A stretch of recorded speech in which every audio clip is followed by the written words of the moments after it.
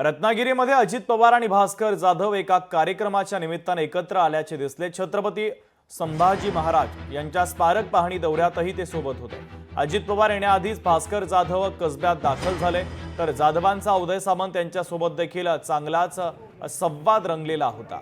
तर भेटीचा वेगळा अर्थ लावू नका, अजित पवारांनी आता विनंती केलेली आहे। तुम्हाला हात जोडून विनंती आहे, आज आम्ही पक्ष म्हणून तिथे गेलेलो नव्हतो।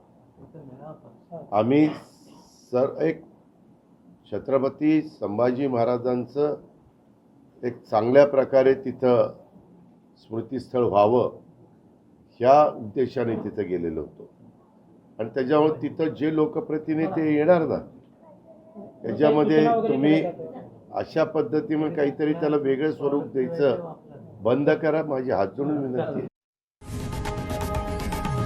लोकशाही मराठी ऐका, पहा, जागरूक रहा।